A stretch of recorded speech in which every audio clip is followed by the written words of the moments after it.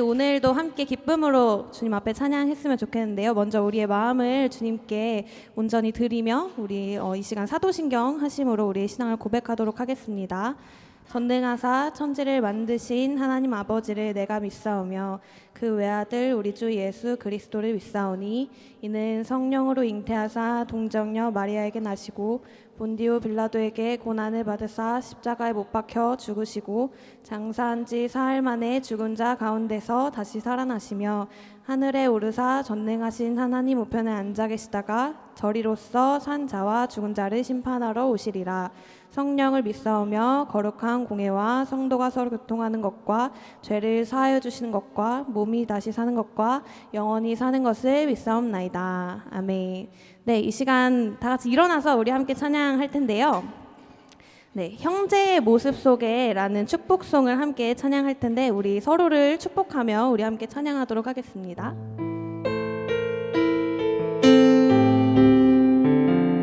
네, 우리 손을 뻗어서 우리 서로를 바라보며 한번 축복해 볼까요? 형제의 모습 속에 보이는 형제의 모습 속에 보이는 하나님 형상 아름다워라. 존귀한 주의 자녀 됐으니 사랑하며 하나님의 형상을 닮은 우리 서로를 바라보면서 함께 찬양합시다. 우리의 모임 중에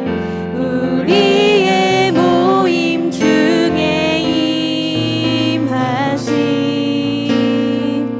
하나님 영광 아름다워라. 존귀한 주의 여기 계시니 사랑하며 우리 이번에는 우리 찬양팀을 향해서 함께 축복해 주시면 좋을 것 같습니다. 형제의 모습 속에 형제의 모습 속에 보이는 하나님 형상 아름다워라. 존귀한 주의 자녀 됐으니 사랑하며 선 길이 우리의 모임 중에 임하신 우리의 모임 중에 임하신 하나님 영광 아름다워라. 존귀한 왕이 여기 계시니 사랑하며 우리 이번에는 임원과 리더분들을 향해서 함께 축복하며 나아갑시다. 형제 찾아가셔도 좋을 것 같아요. 속에 보이는 하나님 형상 아름다워라. 존귀한 주의 자녀 됐으니 사랑하며 네, 우리 다음에는 전도사님을 향해서 함께 축복합시다.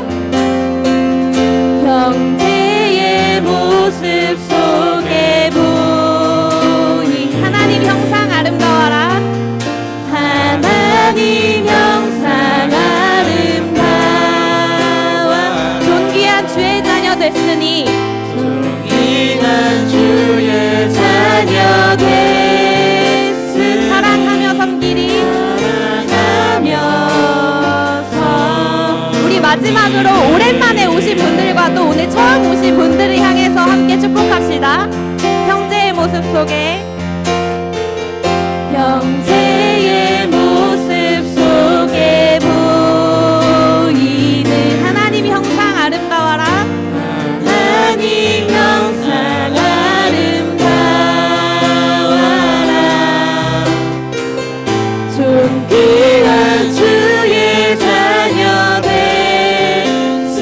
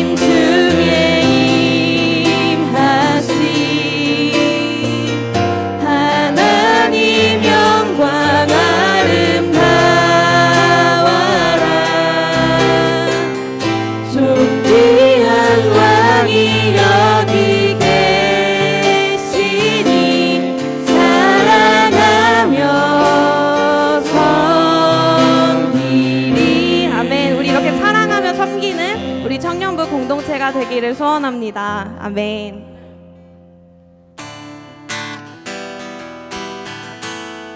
네, 우리 박수 치면서 함께 신나게 기쁨으로 찬양하도록 하겠습니다. 주의 이름 안에서, 주의 이름 안에서 주의 성소로 가네. 영광스러운 곳에 우리 기쁘게 왔네. 거룩한 보좌 앞에서 따뜻함을 느끼네. 우리 마음 경배하며 찬양의 제사 드리네. 찬양의 제사 드리며 성소로 들어갑니다.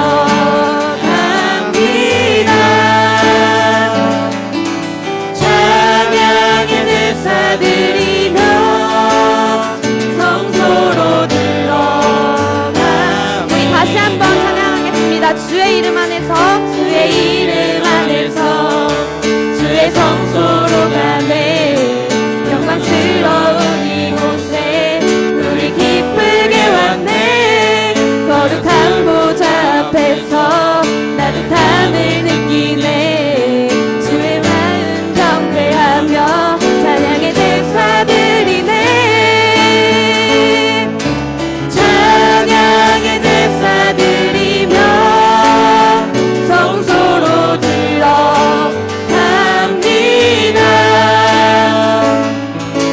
찬양의 제사 드리며 성소로 들어갑니다. 우리 모두 주님께, 우리 모두 주님께 감사의 제사를 드리세. 우리 모두 주님께 기쁨의 제사 드리. 2절로 고백합시다. 주의 말씀 주시고 우리 감사드리네. 주의 날개 그늘이 우리 피난처되네. 주의 길을 따르며 우리 주께 순종해. 모든 상황 속에서도 찬양의 제사 드리네. 찬양의 제사 드리며 성소로 들어갑니다. 찬양의 제사 드리며 성소로 들어갑니다. 찬양의 제사 드리며, 찬양의 제사 드리며 성소로 들어갑니다.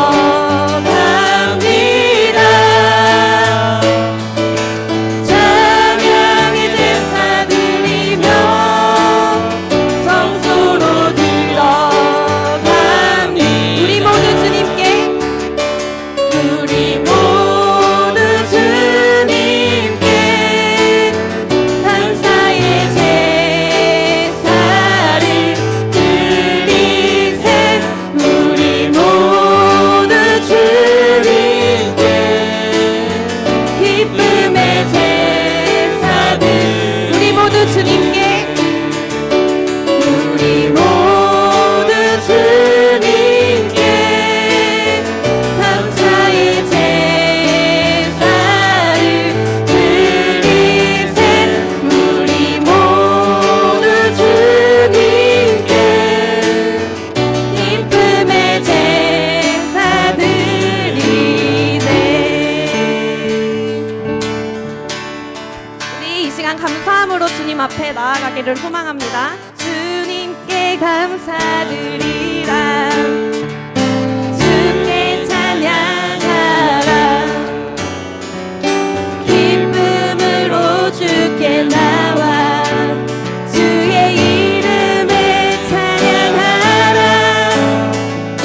나팔 불며 주 찬양하라. 목소리로 찬양하라. 모든 만물 소리 높여 찬양하라.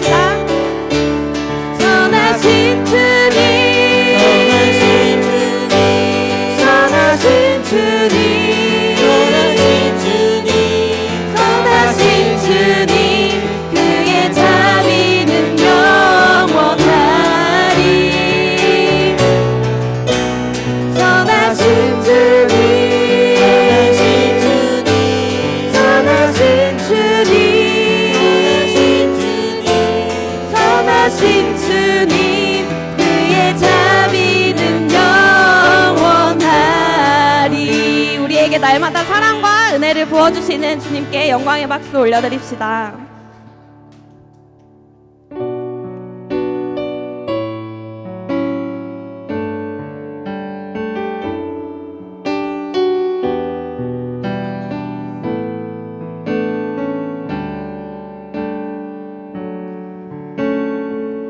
화려하지 않아도 정결하게 사는 삶, 가진 것이 적어도 감사하며 사는 삶, 내게 주신 작은 힘 나눠주며 사는 삶, 이것이 나의 삶의 행복이라오. 이것이 행복이라오.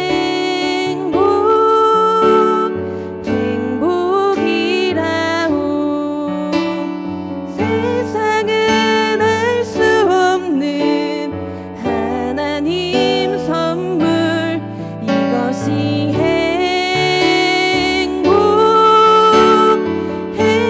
행복이라오. 하나님의 자녀로 살아가는 것, 이것이 행복이라오. 우리 함께 고백합시다. 화려하지 않아도 정결하게 사는 삶, 가진 것이 적어도 감사하며 내게 주신 작은 힘 내게 주신 작은 힘 나눠주며 이것이 나의 삶의 이것이 나의 삶의 행복이라오. 눈물 날 일 많지만 눈물 날 일 많지만 기도할 수 있는 것, 억울한 일 많으나 주를 위해 참는 것, 비록 짧은 작은 삶 주 뜻대로 사는 것, 이것이 나의 삶의 행복이라오. 이것이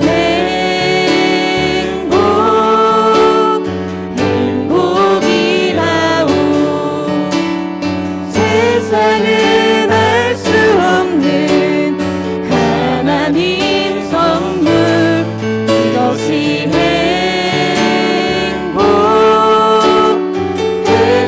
행복이라오. 하나님의 자녀로 살아가는 것, 이것이 행복이라오. 이것이 행복, 이것이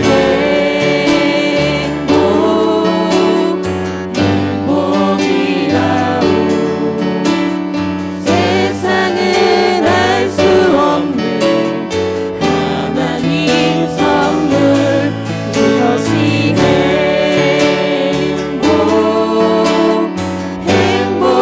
행복이라오. 하나님의 자녀로 살아가는 것, 이것이 행복이라오. 이것이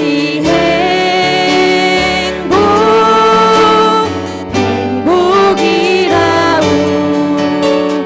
세상은 알 수 없는 하나님 선물, 이것이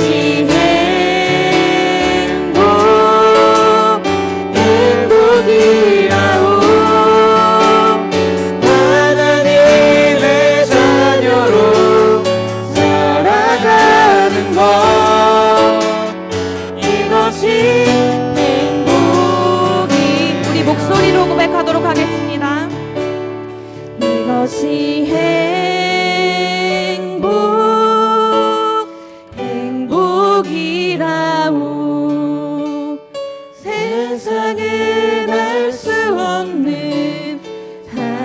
하나님 선물 이것이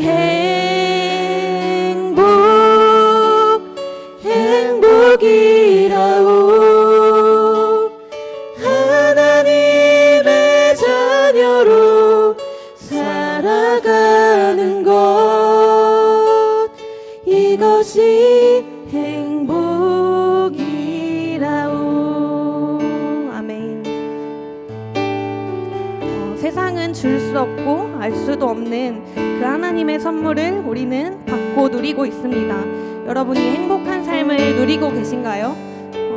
우리가 가사로 고백했던 것처럼 화려하지 않아도 정결하게 사는 삶, 가진 것이 적어도 감사하며 사는 삶, 내게 주신 작은 힘 나눠주며 사는 삶, 이것이 나의 삶의 행복이라고. 우리 이 행복을 누리며 또 이 행복을 전하는 삶을 살기를 원합니다. 우리가 진정으로 행복해질 수 있도록 또 그 행복을 전하는 주님의 자녀 될 수 있도록 이 시간 함께 기도하도록 하겠습니다.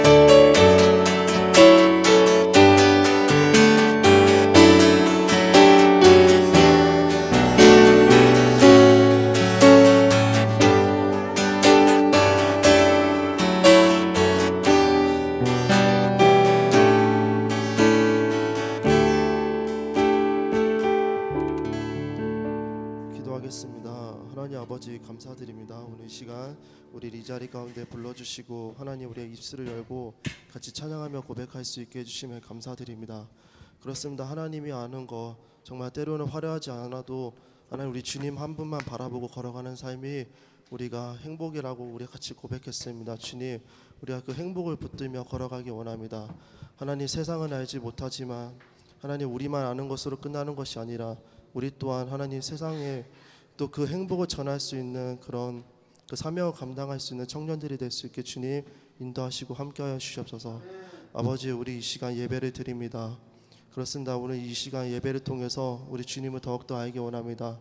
우리 간절한 마음으로 한 사람 한 사람의 마음을 열어주시고 그 하나님께서 주신 그 말씀을 통해서 주님 오늘 이 시간 주님을 경험할 수 있게 하여 주시옵소서.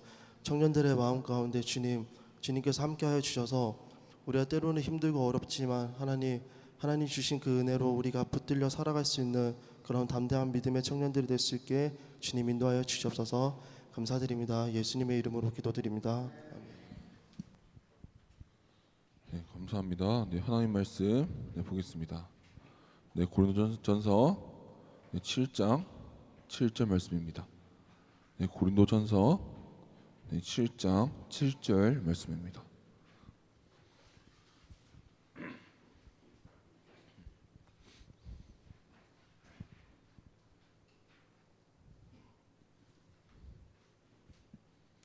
네, 다 강의안 받으셨나요? 네, 강의안. 네, 감사합니다.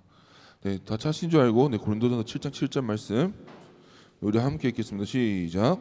나는 모든 사람이 나와 같기를 원하노라. 그러나 각각 하나님께 받은 자기의 은사가 있으니 이 사람은 이러하고 저 사람은 저러하니라. 아멘. 우리 하나님 말씀 보도록 하겠습니다.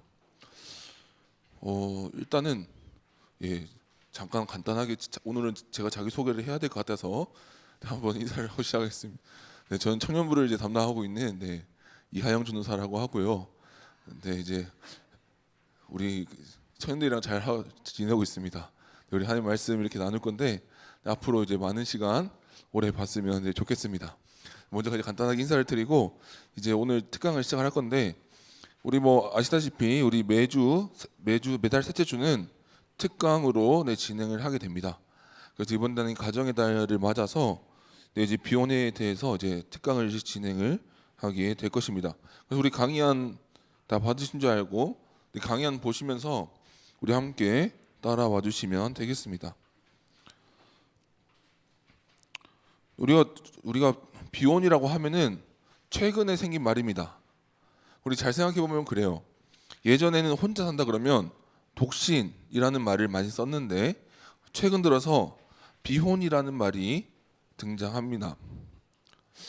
전 제가 이 말을 분석하기에 아마 그건 것 같아요. 예전에는 그냥 혼자 있는 상태에 대해서 이제 독신이라는 말을 썼다면 비혼이라는 말을 통해서 이제 결혼이라는 제도 자체에 대해서 뭔가 이제 좀 다른 생각을 가진 세대가 등장했다는 것을 우리가 알 수 있습니다. 그것이 뭐냐면 우리가 1번을 통해서 볼 게 이 시대의 결혼 인식에 대한 부분입니다. 지금 저희가 보여드리고 있는 자료는 2022년 3월 통계청에서 발표한 자료고요. 2021년에 조사한 자료를 바탕으로 2022년에 발표한 자료입니다. 그러니까 이제 여러 가지 자료들이 있는데 첫 번째를 보자면 이거예요. 사람들에게 질문을 합니다.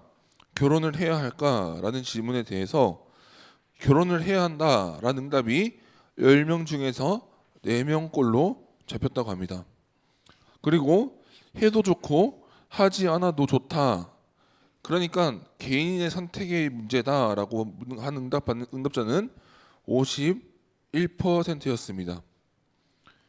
그리고 우리가 결혼을 하지 않겠다, 아니 결혼을 하지 못하겠다라는 사람들을 향해서 질문을 했는데 자지 못하겠다는 이유에 대해서 우리 그래프가 나오듯이 이렇게 나옵니다.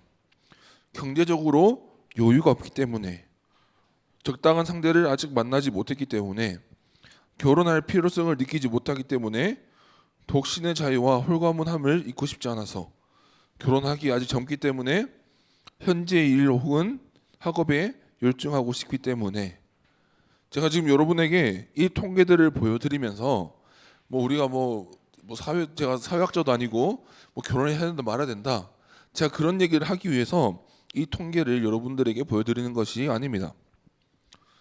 이 통계를 통해 우리가 볼 수 있는 것은 결혼에 대한 인식을 볼 수 있습니다. 대표적인 게 뭐냐면 결혼은 사람이 만들어낸 제도라는 관점입니다. 그러니까 결혼이라는 제도는 인간 사회의 필요에 의해서 만들어낸 어떤 제도다라고 보는 관점이죠.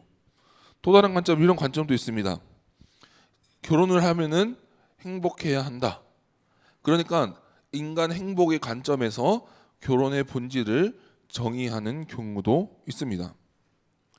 제가 이 통계들을 보여드리는 이유는 제가 이 통계를 통해서 저도 같은 미혼 입장에서 결혼을 해라 마라 잔소리를 하기 위해서 여러분들에게 이 말씀을 드리는 것이 아니라, 우리가 어떤 문제를 접근할 때, 특별히 가정의 달을 맞아서 우리가 첫 주에 보았던 가정, 그리고 두 번째 보았던 성윤리, 이런 문제를 접근함에 있어서 우리가 과도하게 인간 중심으로 하나님을 제외한 상태로 이런 문제에 대해서 접근하고 있다는 것입니다.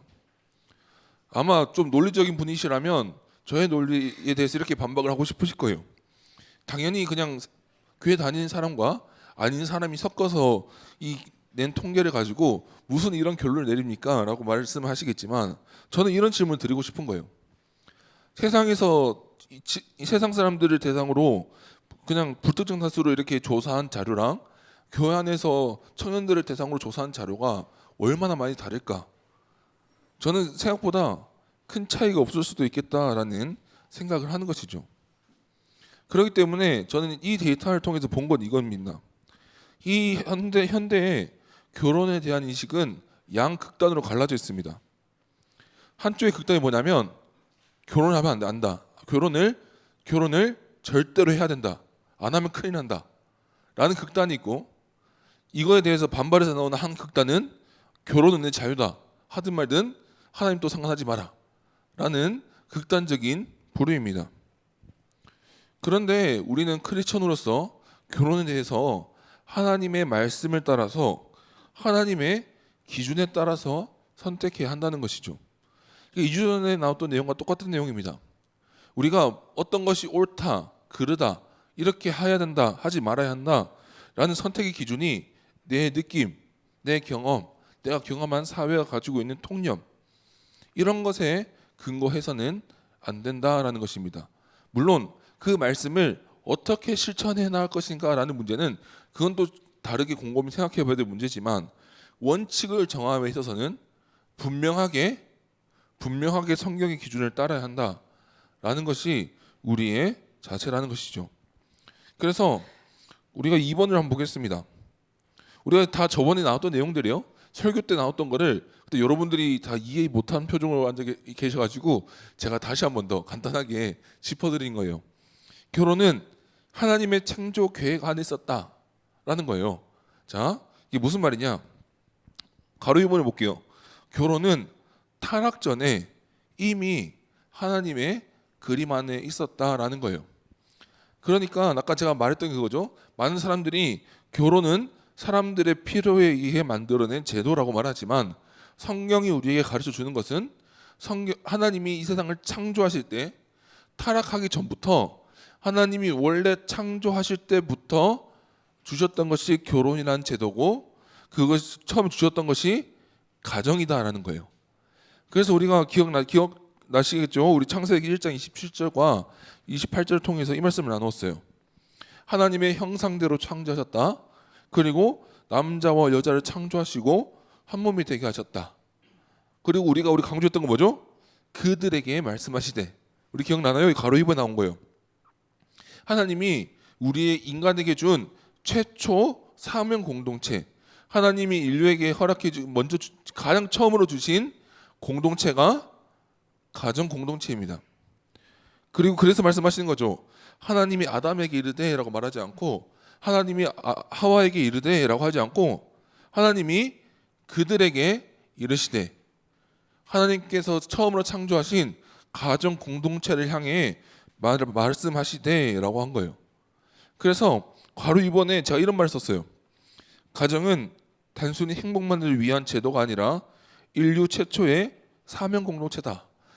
네, 좀 너무 거창하게 써봤습니다. 네, 의도가 있는 거예요. 거창하게 쓴 이유는 이겁니다.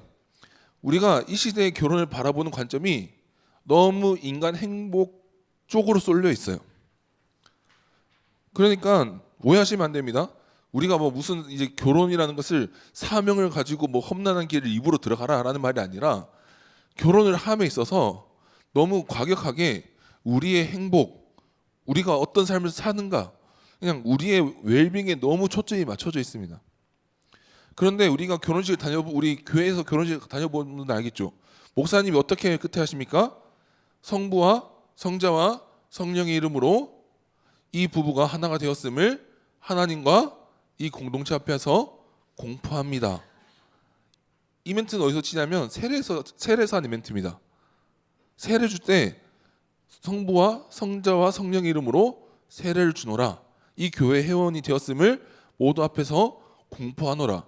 그러니까 결혼이라는 것이 우리가 생각하는 것보다는 무게감이 있고 책임감이 있고, 그리고 하나님의 언약, 그러니까 약속의 개념이 이 결혼 안에 들어가 있다라는 거예요. 그래서 제가 인류 최초의 사명 공동체다라는 말을 적어 넣은 겁니다. 그렇기 때문에 저는 2번을 다시 리뷰하면서 여러분에게 적은 건 이거예요. 우리가 어떤 가정의 문제를 접근하고 결혼의 문제를 접근하고 비혼의 문제 똑같아요. 접근을 할 때 우리가 하나님이 어떻게 말씀하시는가를 필수적으로 좀 의식을 해봤으면 좋겠어요.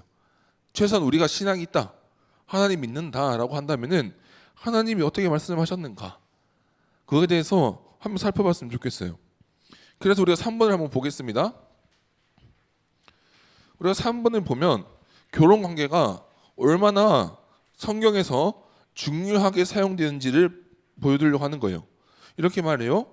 결혼 관계는 하나님의 사랑을 보여주는 모델 하우스와 같다라는 거예요.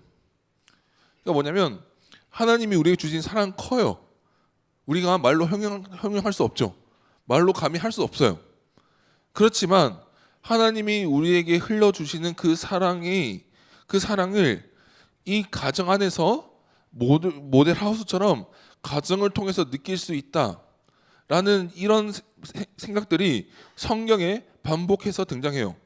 그래서 제가 모델 하우스라는 표현을 쓴 거예요. 모델 하우스가 그 집은 아니잖아요. 그 집은 아니지만 그 작은 모형을 통해서 자기가 입주할 집을 보잖아요. 똑같은 거예요. 가정 안에서 자식과의, 부모님과의 관계, 형제와의 관계, 부모와의 관계에서 느끼는 그 사랑을 통해서 하나님 아버지에 대한 사랑으로 흘러나가는 중요한 모델과 모형을 제공한다는 거예요. 그런 의미에서 모델 하우스와 같다라고 표현해봤어요. 그래서 우리 가로 1번을 보면은 이렇게 말해요. 이스라엘과 하나님과의 관계에 대한 비유라고 하면서 이렇게 말하는 거예요. 이 말씀의 본질이 뭐냐면 이스라엘아, 넌 날 떠났다. 너는 언약을 파괴했다. 넌 나와 약속을 어겼다라는 말을 어떻게 하느냐? 호세아 9장 1절 이렇게 말해요. 이스라엘아, 너희는 기뻐하지 말아라. 이방 백성들처럼 좋아 날뛰지 말아라. 너희는 하나님에게서 떠나서 음행을 하였다. 너희는 모든 타작마당에서 창녀의 몸값을 받으며 좋아하고 있다. 자, 우리 빨간색 어떤 단어를 쓰겠나요? 음행. 자, 이게 어떤 표현이냐면 쉽게 말할게요. 바람이라는 표현이죠. 하나님과 자신이 언약 관계를 떠난 이스라엘 백성이 하나님의 약속 관계를 깬 그것을 묘사하기 위해서 하나님은 음행이라는 부부 관계에서 오는 결혼 관계, 가정 관계에서 오는 표현을 통해서 끊임없이 말씀하세요. 그리고 호세아 선지자에게, 우리 성경 잘 아시는 분들 알 거예요. 호세아 선지자에게 어떤 시를 주셨나요? 고멜이라는 여자와 결혼하게 하셨습니다. 아시나요? 고멜이라는 여자가 어떤 여자죠? 몸을 파는 여자였어요. 그러니까 하나님이 상징적으로 보여주셨던 거예요. 가장 이스라엘에서 영적으로 거룩하다라고 하는 호세아 선지자를 음란한 여자를 데려와서 결혼을 시키고 그 여성이 바람을 피고 도망가요. 그래서 호세아가 마음이 상해서 주님 이제 못 참겠습니다. 이혼해야겠습니다. 안 된다. 데려와라. 데려와 살아요. 또 나가서 바람 펴요. 또 데려올 때 하나님이 이제는 더 이상 못 참겠습니다. 이제는 좀 결혼 관계를 깨야겠습니다. 아니다. 데려와라. 몇 번 반복하시죠. 그리고 호세아가 참다 못할 때 하나님이 하셨던 말씀이 이 말씀이에요. 그래, 너 아내가 그렇게 바람피고 결혼 관계, 언약 관계를 깨니까 마음이 아프지. 너희가 이스라엘이 나에게 했던 행동이 이것과 같다라는 것을 보여주시는 거예요. 핵심이 뭐냐면 이거예요. 이스라엘과 하나님과의 관계를 비유하기 위해서 비유한 무엇이냐? 신랑과 신부, 언약의 관계, 부부 관계, 결혼 관계, 이 관계를 통해서 비유하면서 끊임없이 말씀하세요. 그렇기 때문에 우리가 이 비혼, 결혼을 한다 안 한다, 이 관계를 정의함에 있어서 단순히 우리의 웰빙이 유일한 기준이 될 수 없다라는 거예요. 제가 청년들에게 말씀드리고 싶은 게 그겁니다. 우리의 어떤 결혼을 한다, 비혼을 선택한다라는 그 기준이 자신의 웰빙, 내가 불편해서, 내가 편해서, 내가 좋아서가 전부가 되어서는 안 돼요. 그 코어에 뭐가 있어야 되냐면 하나님을 향한 인식이 있어야 된다는 거예요. 그럼 또 볼까요? 2번 한번 보겠습니다. 신랑 되신 우리 예수님, 우리 찬양 가사에서 많이 불러보셨을 거예요. 이 모티브가 어디서 나오냐면 요한계시록에 나오는 말씀이에요. 이거 제가 읽겠습니다. 기뻐하고 즐거워하며 하나님께 영광을 돌리자. 어린 양이 혼인날이 이르렀다. 그의 신부는 단장을 끝냈다. 신부에게 빛나고 깨끗한 모시옷을 입게 하셨다. 이 모시옷은 성도들의 어려운 행위이다. 그러니까 어린 양이 결혼하는 날을 혼인잔치 날을 그리고 있는 거예요. 이 어린 양이 누굴까요? 예수님이에요. 그리고 신부는 단장 끝냈다. 자, 우리 그 신부가 누굴까요? 하나님의 성도를 비유를 들어서 말씀하는 거예요. 그러니까 우리가 찬양 가사에서 우리가 부를 때 이렇게 부르죠. 신랑 되신 우리 예수님. 저는 남자지만 신부라고 신랑이라고 하지 않고 이 비유에 한해서 이 비유에 맞춰서 신랑 되신 우리 예수님이라는 비유적인 표현을 써요. 이것을 통해서도 분명히 알 수 있는 것은 하나님과의 우리의 관계를 정의하고 이해하고 설명하기 위해서 결혼 관계를 가져다 쓰고 있습니다. 그리고 마지막으로 우리의 마음을 제일 힘들게, 청년들까지는 아닐 거예요. 우리 작년에 가면 설교하면 제일 마음 힘들게 하는 본문이 중에 하나가 이거예요. 아내에게 조언을 합니다. 말씀을 주세요. 에베소서 5장 22절에 이렇게 말합니다.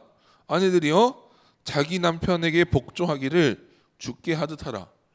자, 남편까지 하고 설명을 드릴게요. 남편에게 이렇게 말합니다.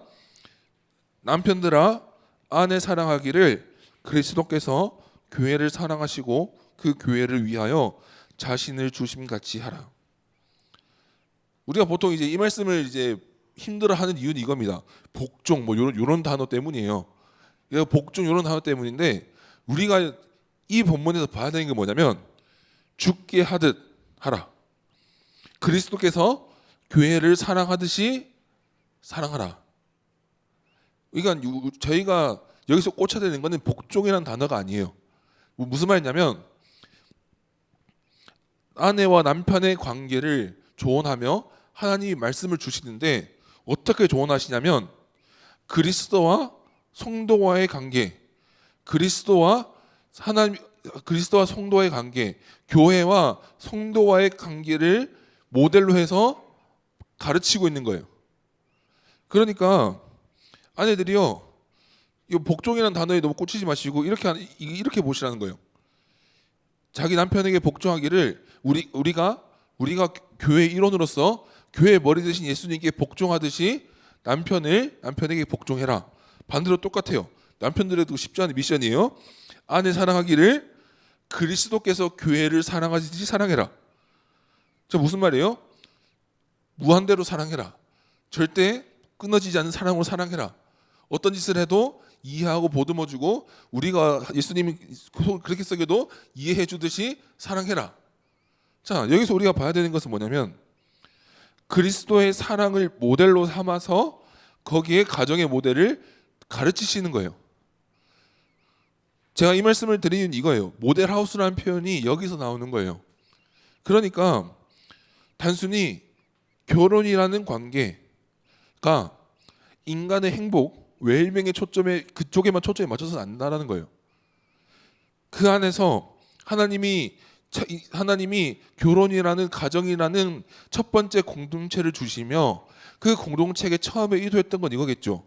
아담과 하와가 하나님께서 자신의 주신 사랑을 아담과 하와가 서로 나누며 그 하나님의 사랑을 완전히 똑같진 않겠지만 그 하나님의 사랑을 모델로 해서 아름답게 살아가길 바라는 것이 하나님의 의도였겠죠.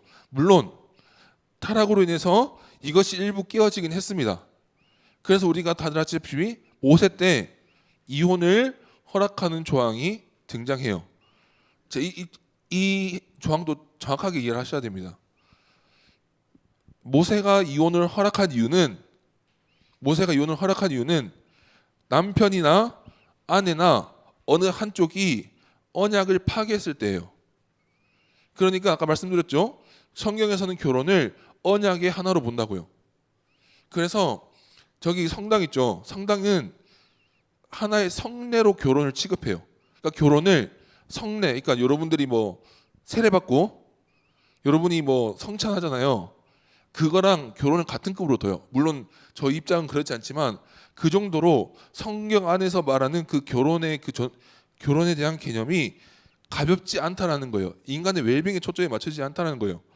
그러니까 그 가정 안에서 하나님께서 우리에게 주신 사랑을 나누면서 살아가길 원하셨는데, 그것이 아내나 남편이 한쪽이 깼을 때, 불가피하게 깼을 때, 그때만 내가 이혼을 허락한다가 포인트예요. 그러니까 요즘처럼 성격 차이 뭐 이런 사유는 하나님 보시기에 사유에 들지 않는다는 얘기예요. 그러니까 하나님께서 한 몸이라고 표현하며 끈끈한 언약의 관계를 주셨는데, 진짜 인간이 타락으로 인해 세상이 망가졌으니 어쩔 수 없이 몇 가지 진짜 최소의 사례 안에서 그래 이 정도는 이혼하되 나머지는 한 몸이 되어 깨지지 마라라고 말씀하시는 거죠. 그렇기 때문에 제가 아주 좀 길게 얘기를 했는데, 결국 말하고자 하는 건 이거예요. 우리가 먼저 이 시대의 비혼을 평가하기 전에 성경이 뭐라고 말하는지 이 성경의 톤부터 먼저 알자고요. 제가 누누이 말씀드리지만 이 시대의 비혼에 대해서 분석하기 시작하면 제가 여러분들 앞에 1시간도 앞에 떠들 수 있습니다. 이 사상의 유래, 뭐 모형 이렇게 해가지고 이렇게 철학적인 근원, 제가 여러분들에게 저번 달 유실론 특강을 하고 많이 반성을 했어요. 제가 여러분들 많이 괴롭게 해서 제가 그때 이후로 많이 반성을 다 뺐습니다. 핵심이 뭐냐면, 우리가 왜 성경 이야기를 제가 많이 하는 이유는 이거예요. 우리가 이 시대의 뭐 비혼이니 뭐 어떤 결혼 사상이니 이걸 평가하기 전에 성경이 결혼에 대해서 어떻게 평가하는지에 대해서 명쾌하게 알고 접근을 해야 돼요. 그러니까 한마디로 정리해보면 이거예요. 결혼은 하나님이 세상을 창조할 때부터 먼저 주셨던 최초 인류 공동체의 형태이고, 그리고 그 공동체를 통해서 3번을 통해서 말했던 거예요. 하나님의 사랑을 함께 나누고, 하나님의 사랑을 그 부부와 자녀와 부모, 자녀, 자식의 관계를 통해서 깨달으며 느끼며 살아가라 라는 것이 하나님의 의도였고, 문제는 타락을 겪었다 보니까 그 가정이 하나님이 창조하실 때 원래 모습처럼 사랑만 있지 않고 가끔씩은 아픔도 있고 스트레스도 있게 되는 거예요. 그렇기 때문에 세상이 말한 것처럼 그 사람과 결혼했을 때 나의 웰빙이 깨질 것 같다는 문제로 비혼을 한다는 문제는 옳지 않은 선택이라는 거예요. 물론 경제적으로 너무 상황이 안 좋은데 막 무리하게 결혼을 해라는 게 아니에요. 그러니까 그 사람과 내가 어느 정도 맞고 사명 공동체로서의 어떤 그게 맞아 떨어져 갔을 때 어떤 그런 다른 부차적인 문제는 함께 인내해가면서 이 일을 해나갈 수 있는 부분으로 인식해라는 거예요. 그러니까 결국 결혼 관계는 하나님이 주신 거다 이 얘기를 하는 거예요. 근데 이제 사람들이 질문하는 게 있습니다. 이제 4번을 볼게요. 이런 거 들고 와요. 이제 또 이런 얘기 하면, 자, 우리 마태복음 9장 11절과 11절을 이제 들고 옵니다. 예수님께서 말씀하신, 예수님 말씀이에요. 심지어 예수님이 직접 말씀하십니다. 누구나 다 이 말을 받아들이지 못한다. 다만 타고난 사람들이만이 받아들인다. 모태로부터 태어난 고자도 있고 사람이 고자로 만들어서 된 고자도 있고 또 하늘나라 때문에 스스로 고자가 된 사람도 있다. 이 말을 받아들일 수 있는 사람은 받아들여라. 예수님이 말씀하시는 거예요. 그러니까 이렇게 생각하는 거죠. 결혼을 안 해도 되네. 성경이 공식적으로 뭔가 땅땅땅 해준 비혼이네. 뭔가 이런 개념으로 이제 이 본문을 접근해서는 안 됩니다. 우리가 앞에를 안 보고 이 말을 안 봐요. 자, 다만 뒤를 보세요. 다만 타고난 사람들만이 받아들인다. 그리고 또 거기 또 포인트가 있어요. 하늘나라 때문에, 하나님 나라를 위하여, 하나님 나라를 위한 명확한 목표가 있는 사람의 경우에 하나여 비혼을 허락하는 거예요. 이것도 이혼과 같은 맥락이에요. 하나님은 원래 함께 사시기를 원했어요. 남자 여자 한 몸이 되어 그 공동체가 하나님이 원하시는 아름다운 공동체 되기를 원하셨던 게 하나님의 1차 의도예요. 근데 불가피하게 이혼이라는 제도가 생기고 하나님이 보시기의 필요에 따라서 하나님 나라를 위해 결혼을 하지 말아야 될 것 같은 사람들이 있었고 그 사람들은 결혼하자는 것에 대해서 하나님이 뭐라 하지 않으셨다는 거예요. 대표적인 사람 누가 있죠? 성경에 바울이라는 사람이 있습니다. 그래서 바울이라는 사람은 오늘 우리가 함께 읽었던 본문이거든요. 이렇게 말하는 거예요. 우리 세 번역으로 읽어볼게요. 가로 2번에 있습니다. 나는 모든 사람이 다 나와 같게 되기를 원합니다. 그러나 각 사람은 하나님께로부터 받은 은사가 있어서 이 사람은 이러하고 저 사람은 저러합니다. 바울은 알았던 거예요. 그 역사적인 사건을 다 알 수는 없지만 한 가지 확실한 것은 바울이 자신에게 복음을 전하고 자신이 복음 사역을 하는 그 자신의 상황상 결혼을 하지 않는 게 맞는 상황이었어요. 그리고 반대로 생각해 볼까요? 베드로는 어떻게 했나요? 결혼을 했어요. 그러니까 베드로는 결혼을 했고 바울은 결혼하지 않고 복음 사역을 진행을 했어요. 그렇기 때문에 단기에 붙여야 되는 말이 하나님 나라를 위하여라는 좋은 단서가 붙어야 돼요. 죄송해요. 이 단서가 붙일 수 있는 사람은 솔직히 소수에 불과하다는 게 아마 많은 신학자들의 판단이에요. 물론 저기 성당을 다니시는 분들은 이걸로 이제 성직을 이제 결혼하지 말아야 될 제도로 만들지만 우리 개신교 전통에 있는 사람들은 이를 그냥 하나님께서 정말 소수로 주신 소수의 인사이지 우리 이 시대가 말하는 것처럼 나는 결혼하면 행복하지 않은 사람이야 이런 건 사유가 안 나는 거예요. 나는 결혼하면 안 되는 사람이라든지 저 사람하고 하면 이런 성격이 안 맞아서 안 돼. 그러니까 이게 이혼이나 뭐 어떤 가정을 쪼개거나 내가 스스로 하나님 나라를 위해 결혼하지 않겠다라는 사유에 해당하지 않는다라는 거예요. 그래서 결론을 한번 내려볼게요. 결론은 이겁니다. 이 시대가 말하는 비혼은 성경이 말하는 비혼이 아닙니다. 다시 한번 말씀드릴게요. 이 시대가 말하는 비혼은 성경이 말하는 비혼이 아니다.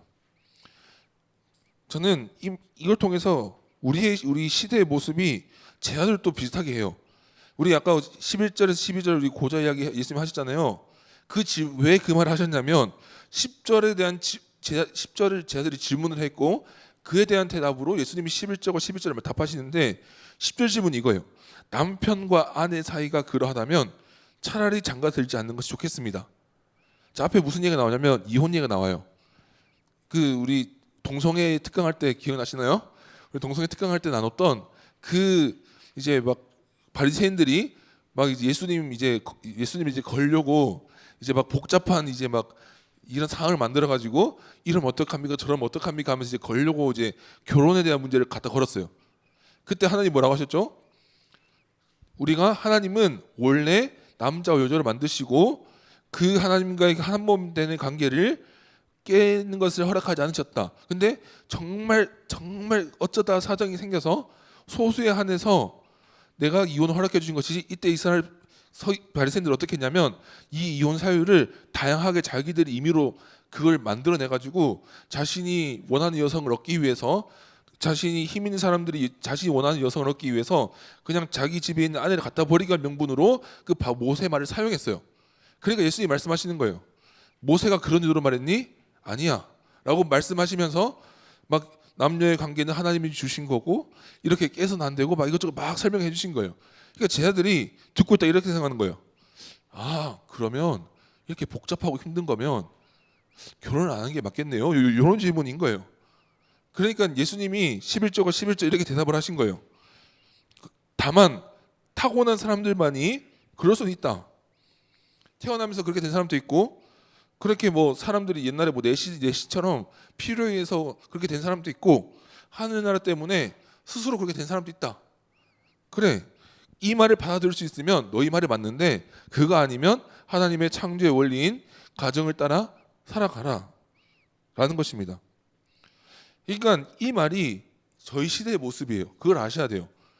이 제자들의 말이 우리 시대의 모습이라고요. 그러니까 결혼 이렇게 생각하는 거예요. 오늘 저녁에 짬뽕을 먹을까요? 짜장면을 먹을까요? 이 문제로 생각하는 거예요. 그러니까 뭐 저희가 생각해 보세요. 제가 오늘 저녁에 짬뽕을 먹는다고 하나님이 왜 짜장면을 먹지 않았니? 안 이럴 거 아니에요. 그러니까 그런 문제로서 이제 결혼을 이제 접근을 하는 거예요. 그러니까 내가 행복하다면 결혼하는 거고, 내가 행복 안 할 것 같아. 그러니까 나 결혼 안 할래. 그러니까 이런 식의 구조로는 가지 말라는 얘기입니다. 비혼을 선택하게 된다면 하나님 앞에서 누가 봐도 내가 이 하나님 나를 위해서 결혼 안 하는 것이 정당하다라고 까다롭게 된 경우에만 하나님이 인정하시는 것이지, 그 외에는 해당 사항이 없다라는 거예요. 근데 우리 시대 모습은 어때요?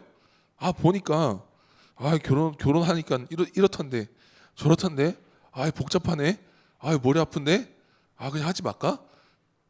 이런 식의 접근은 하지 말라는 게 이 성경의 말씀입니다.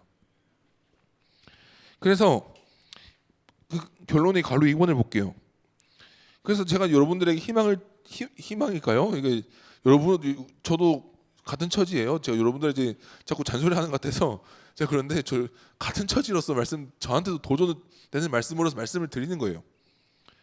그러니까 가정은 하나님의 위대한 사랑을 보여주는 모델 하우스와 같다라는 거예요. 그래서 에베소서 5장 2절 이렇게 말해요. 그리스도께서 여러분을 사랑하셔서 우리를 위하여 하나님 앞에 향기로운 예물과 제물로 자기 몸을 내어 주신 것 같이 여러분도 사랑으로 살아가십시오. 이 말을 하고 그 바로 밑에 아까 봤던 우리 시험되게 하는 아내들이여 남편에게 복종하십시오. 남편들이여 그리스도께서 교회를 사랑했듯이 사랑하십시오라는 말을 이 밑에 하위 논리로서 다는 거예요. 그냥 결론은 간단합니다. 제가 결론은 아마 여러분도 다 짐작하고 있었을 거예요. 아마 교회에서 얘기하니까 비오는 말도 안 되는데 얘기하겠지, 이 정도야 짐작하고 오셨겠죠. 그런데 제가 오늘 이 특강을 통해서 여러분들과 나누고 싶었던 자세는 딱 이 한 자세예요. 우리가 어떤 문제를 접근할 때, 특별히 가정, 비혼, 성윤림 이런 문제를 접근할 때 우리의 경험에 의존해서 근거를 세우지 마셔야 되고, 우리의 느낌에 근거해서만 우리의 그 결론을 세워서는 안 되고, 우리의 기준은 항상 말하잖아요. 우리 입으로 스스로 말하듯이 성경 위에 그 기준을 세워야 한다라는 거예요. 그래서 이게 좀 내용이 좀 복잡한 것 같다 싶으면 책도 많고요. 교육자들의 도움을 받고, 아니면 저가 안 되면 저희 훌륭한 목사님도 많습니다. 그러니까 교육자들의 성경을 통해서 성경이 어떻게 말하는지에 대해서 도움을 받아서 그 성경을 기준으로 우리가 기준을 세워야 한다라는 거예요. 그렇기 때문에 제가 여러분들한테 제가 이 특강을 주면 제일 염려했던 거는 결혼해라는 잔소리로 들릴까 봐 걱정했어요. 근데 저는 누누이 말씀드리지만 같은 처지로서 저도 그 잔소리를 듣는 사람으로서 여러분들의 그 처지가 안 돼요. 제가 이 특강을 통해서 나누고 싶었던 것은 우리에게 쓰라린 현실일지라도 어쨌든 간에 우리는 말씀 앞에서 말씀이 뭐라고 하는지를 가지고 우리의 선택의 기준을 정해야 한다라는 거예요. 그래서 어떤 분들이 이런 고자에 관한 몇 가지의 소수의 말씀을 들고 와서, 그리고 어떤 저런 가톨릭 교회라든지 저런 교회 논리를 들고 와서, 아니 신부도 결혼한다는데, 근데 가톨릭에서도 그런 논리는 안 펴니다. 죄송합니다. 혹시나 저한테 제가 반박해 드리겠습니다.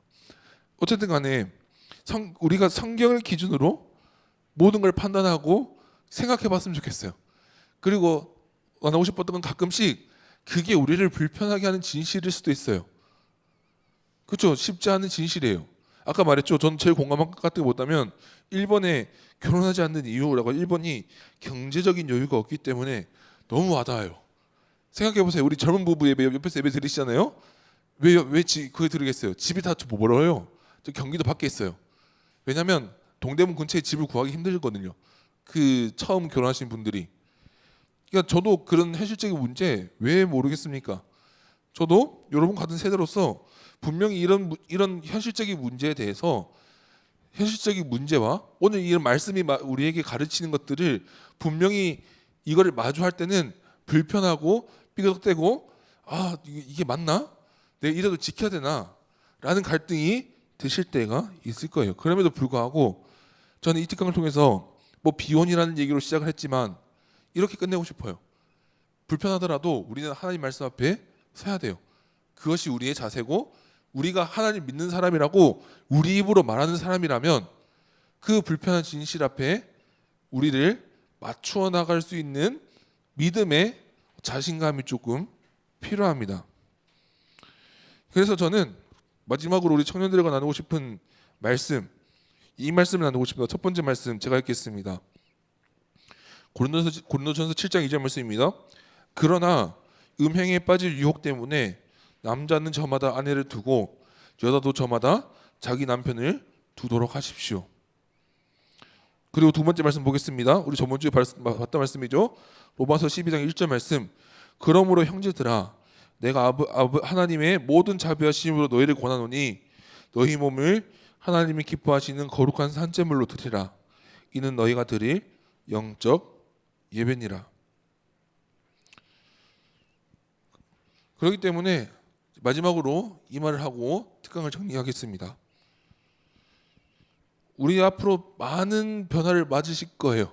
앞으로 시대는 아마 하나님의 진리와 더 역행해서 나아가려고 할 거예요.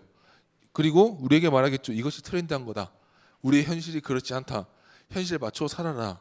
라고 하지만 가끔은 말씀 앞에서 말씀이 말하는 불편한 진실 앞에서 그냥 정직하게 불편하지만 서 있어야 할 때가 있습니다. 그것이 어떻게 보면 비혼에 대한 문제일 수도 있다는 것이죠. 그렇기 때문에 오늘 이 특강을 나누면서 제가 마지막으로 당부드리겠습니다. 여러분 같은 처지로서 여러분들에게 결혼하라는 잔소리를 할 입장도 안 되고 하고 싶지도 않습니다. 누누이 말씀드리지만 제가 여러분들에게 말씀드린 건 말씀이 분명하게 결혼을 이렇게 중요하게 말하는 부분이 있고 우리는 이 말씀을 어쨌든 우리가 현실이 힘들지만 어떻게 이 현실을 어떻게 마주하면서 살아가느냐를 좀 스스로 함께 고민해보면서 나갔으면 좋겠어요. 당장 결혼하는 말이 아니에요. 이 불편한 진실을 나 자신과 어떻게 맞춰가면서 살아갈 것인가. 우리 함께 이것을 고민하면서 살아가는 우리 청년부가 우리 됐으면 우리 좋겠습니다. 우리 함께 제가 기도하고 예배를 마치겠습니다. 하나님 아버지 감사합니다. 오늘 5월 특강 주님 비원에 관해서 함께 나누었습니다.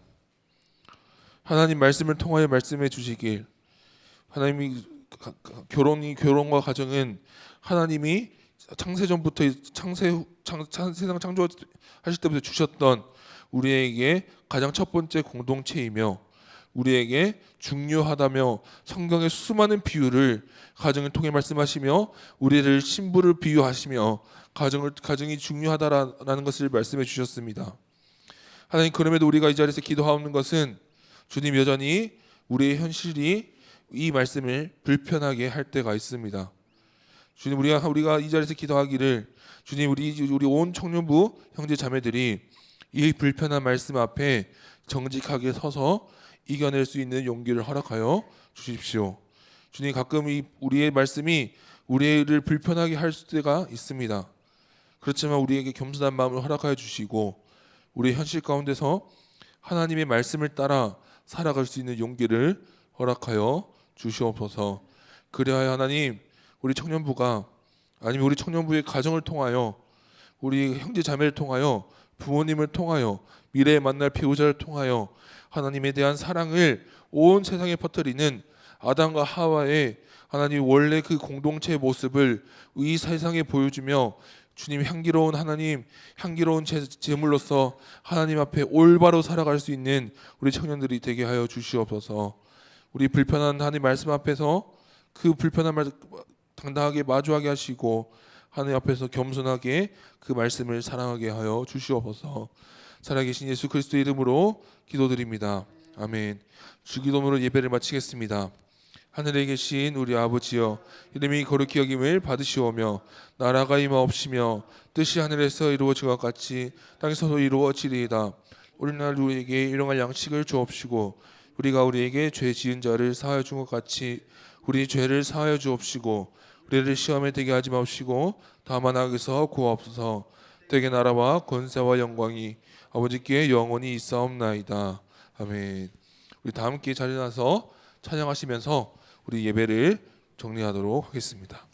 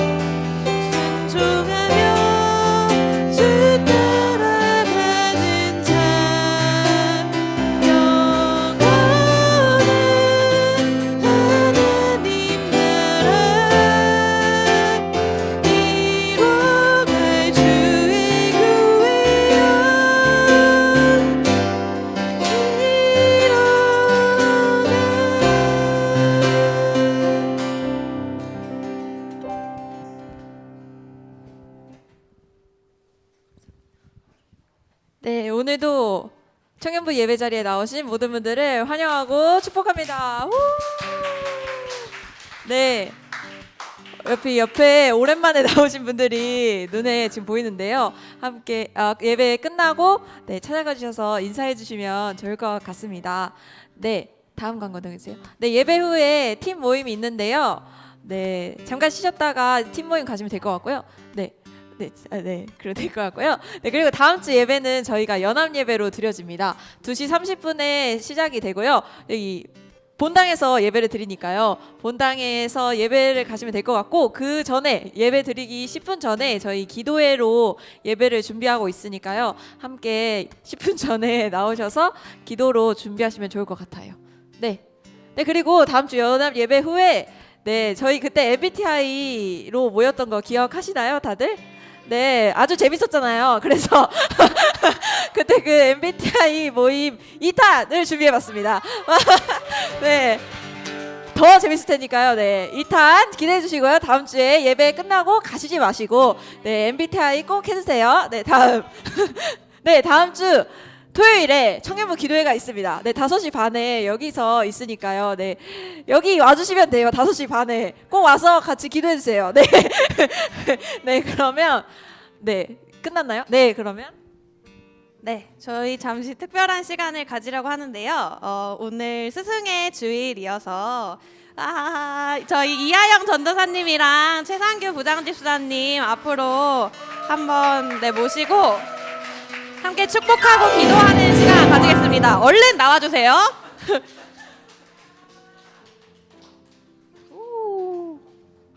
와, 네, 저희 청년부를 사랑으로 섬겨주시는 또 두 분이신데, 네, 모르시는 분들이 있을 수도 있으니까 자기 소개와 네, 기도 제목을 한번 짧게 나눠주시면. 네, 그 청년부를 담당하고 있는 이하영 전사입니다. 뭐 기도 제목은 저한테 요즘 신방을 다녀보니까 많이 아프세요. 네, 뭐 생각보다 정말 많이 아프세요. 뭐 이렇게 말을 못할 정도는 아니지만 뭐 약간 앓으시는 분들도 있고 하니까 우리 청년들이 좀 한절기에 다들 건강했으면 좋겠습니다.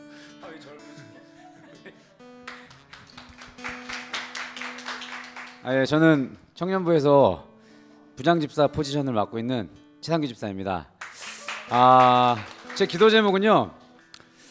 우리 청년부가 정말 예수님을 모두 만나는 그런 공동체가 됐으면 좋겠어요. 밖에 나가서 막 자랑할 수 있는 그런 예수님 보시기에 정말 아름다운 공동체가 되는 것이 저의 기도 제목입니다. 감사합니다.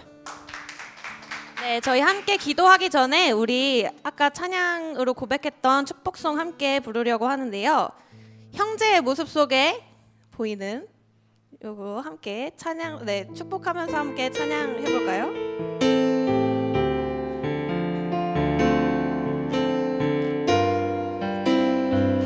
당신의 모습 속에 보이는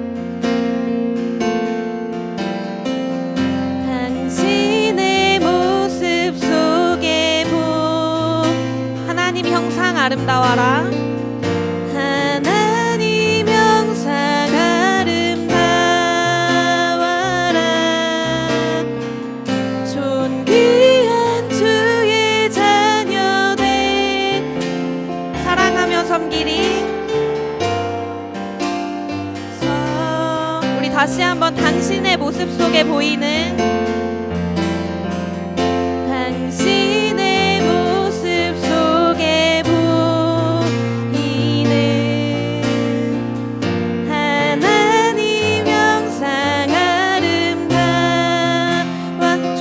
주의 자녀 됐으니 존귀한 주의 자녀 사랑하며 섬기리. 사랑하면서 우리의 모임 중에 임하신 우리의 모임 중에 하나님 영광 아름다워라.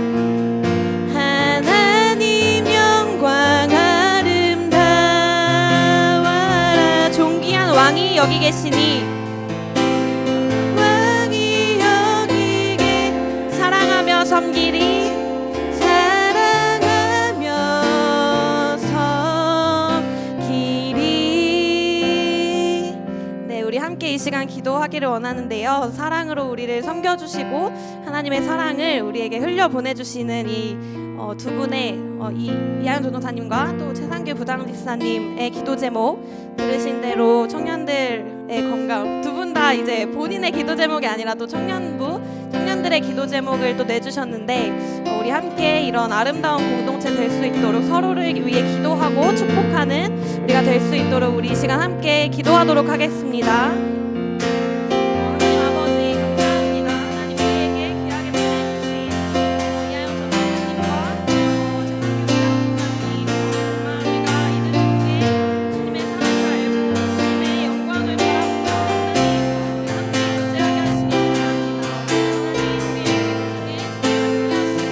그 중에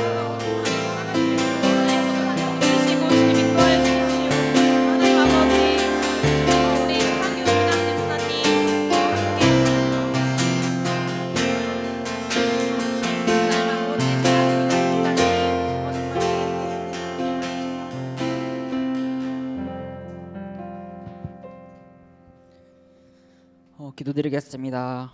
하나님 아버지 감사합니다. 저희 히스토리 청년부 지책 가운데 또 이하연 전도사님과 최상규 부장집사님 보내주셔서 감사합니다. 저희 청년부 가운데 이제 전도사님과 부장집사님 그리고 저희 모든 지체들을 통해서 저희 교회가 더 온전히 주님의 사랑 안에서 잘 세워져 나갈 수 있는 그런 교회가 될 수 있도록 인도하여 주셨고, 저희 모든 주님의 역사 가운데 더욱더 크게 사용될 수 있는 그런 청년부 될 수 있도록 주님께서 함께하여 주시옵소서. 지금 저희의 모든 발걸음을 주님 앞에 맡겨드리고 나아가오니 저희가 주님을 더욱더 바르게 알고 커져갈 수 있는 청년부 될 수 있도록 인도하여 주시옵소서. 이 땅의 주인 되신 주님 앞에 예수님의 이름으로 기도드렸사옵나이다. 아멘. 네, 저희 작지만 저희 임원들과 리더들이 함께 준비한 선물과 꽃이 있는데요. 네, 와, 네, 저희 다 같이 나와서 사진을 찍을까요? 단체 사진?